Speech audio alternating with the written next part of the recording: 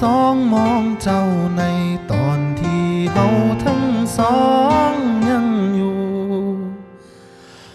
แต่มือนี้บ่ฮู้เป็นมือสุดท้ายหรือบ่เวลาล่วงเลยมาฟันฝ่าชีวิตห่วมหวังตั้งต่อเมื่อยหรือว่าย่ำท้อก็ยังมีเจ้า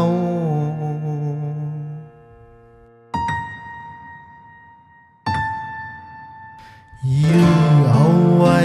สำใดบ่อาจหยุดเข็มของนาฬิกาเบิ่งสายตาเจ้าก็ฮู้ว่ากำลังสิลาไกลใจ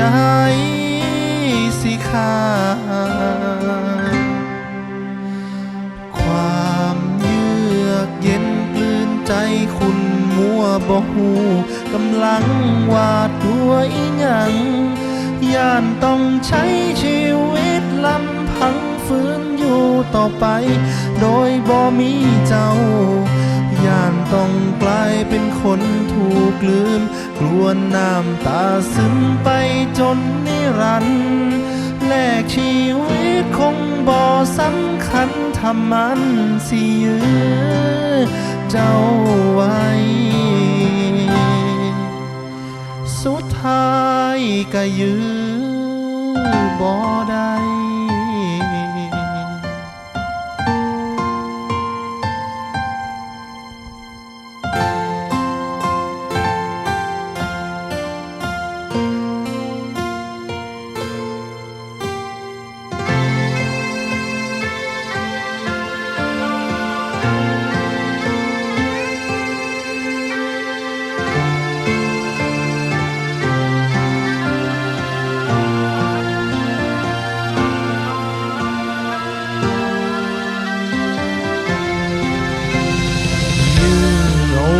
สำใด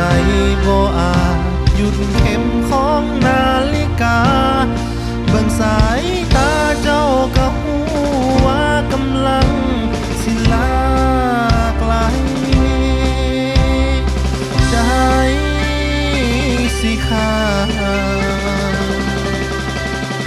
ความเยือกเย็นกลืนใจคุณมัวบ่ฮู้กำลังวาดด้วยหยังย่านต้องใช้ชีวิตลำพังฝืนอยู่ต่อไปโดยบ่มีเจ้าย่านต้องกลายเป็นคนถูกลืมกลัวน้ำตาซึมไปจนนิรันดร์แลกชีวิตคงบ่สำคัญถ้ามันสิยื้อเจ้าไว้